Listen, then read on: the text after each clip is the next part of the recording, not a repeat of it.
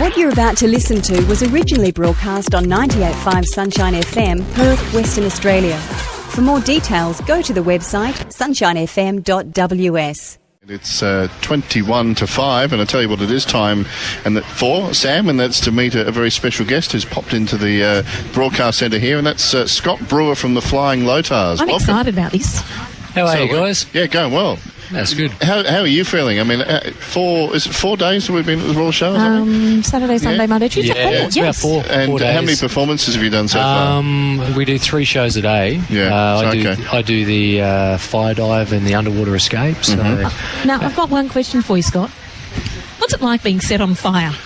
Today it was really nice because I actually warmed up. I was actually standing up there and I was on fire, and they're looking at me thinking, is something wrong because I wouldn't come down? And I was like, oh, it's getting hot, but it feels really good. Yeah, it was nice. No, it's scary. Like every time you do it, you know, it's still you get a bit you're apprehensive and stuff like that. But it's like anything, you know, if you overcome your fears and face them head on. So what are you wearing and covered in for that? I've got for the fire dive, I've actually got what they call a Nomex suit, which is basically it's like. I guess like under pyjamas, like what you know, thermal underwear. Yep. But it's specially, it doesn't burn. So I put, that's the whole point of it. They use it in racing cars, like. Okay. Yep. So I'll have that on, and then I've got a racing suit over the top, because with the accelerant, like we use petrol and a mixture of fire gel, which are in the film industry, so it gives a really big flame, as you can see from here. So. It does get quite hot, so normally you can get about 10 to 15 seconds. It depends on how hot it is. Yeah. You know, when in films you have gels and all those sort of things, but you can't use them in water here, so... But, it gets pretty hot, but... Now, you mentioned film industry. You're a man of many talents, actually. A musician, actor, stunt man. Yeah. And so what have you done as far as stunts in films, perhaps? I've been in The Matrix, Beastmaster. I was a lead double on Beastmaster for about 3 years. Mainly acrobatic fight stuff on that. Yeah. Lost World, Water Rats. I doubled Colin Friels for a while.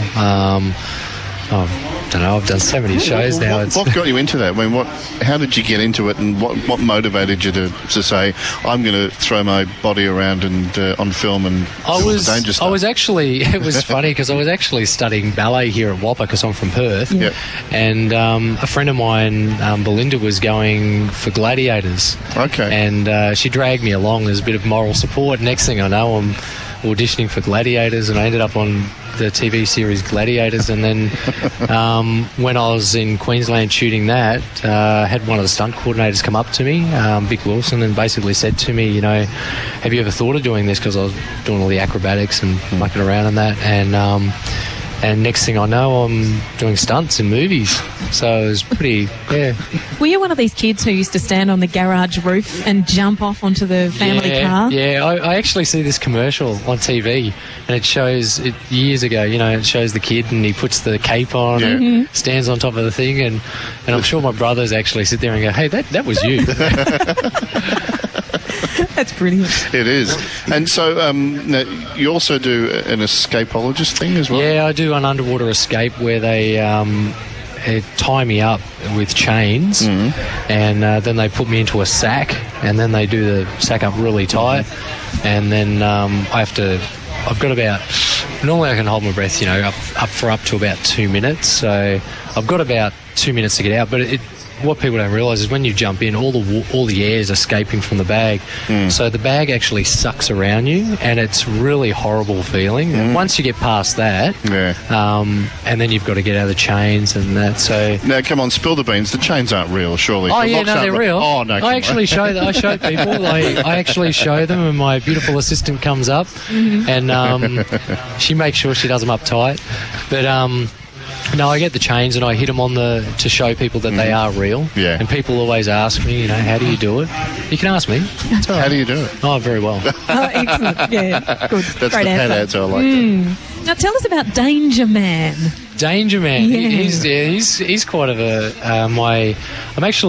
My my new music video. I'm a singer as well. Yeah. Okay.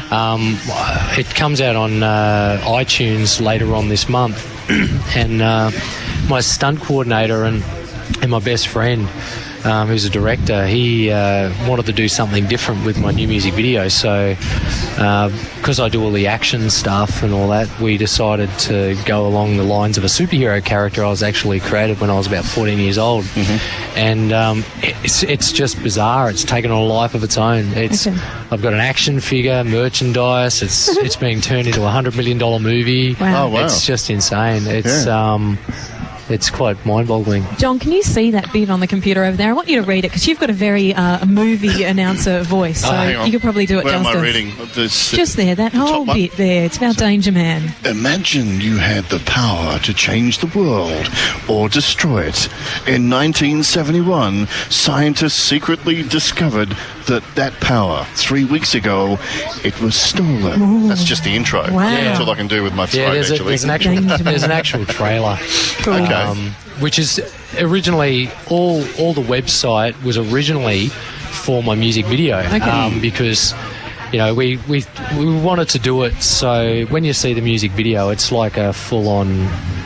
It looks like it's from a motion picture. Yeah. And then what's happened is people in the movie industry that I've worked with have seen it, and now all of a sudden I've got people coming at me left, right and centre wanting to turn it into a movie. And so it's kind of bizarre. They've already, Tom Lampropoulos, he's the guy that sculpted Darth Vader and Jango Fett and the last 3 Star Wars movies. And Tom just has shown people and taken it to people, and they've manufactured 2 action figures out of it, and it all gets released later on this year. Oh, sounds exciting. So it's pretty cool. DangermanMovie.com is where you can go to have a look at that. Yep. That's right. Yep. And if you need a man to do the voiceover, I'm your man. No worries. Oh, that hurts. Oh, that's great. Well, enjoy the rest of the show, and you've got plenty of performances to go until Saturday. We've got 3 a day. Yeah. If I get them right, it's 11:30, 1:30 and 3:30. Yep. Okay, brilliant. Cool. And the term "don't put yourself out" is not relevant for you. Yeah. Please remember to put yourself out. I will. Okay? Don't you worry. All right. Scott Brewer, thank you very much from the Flying Lotars at the Perth Royal Show. Make sure you come down, cheer him on, and see some great action here as we broadcast live from the Perth Royal Show right here on 98.5 Sunshine FM. Thanks, Scott. Thanks a lot. For more details on this and other programs, contact 98.5 Sunshine FM, Perth, Western Australia, via the website sunshinefm.ws. All material is subject to copyright.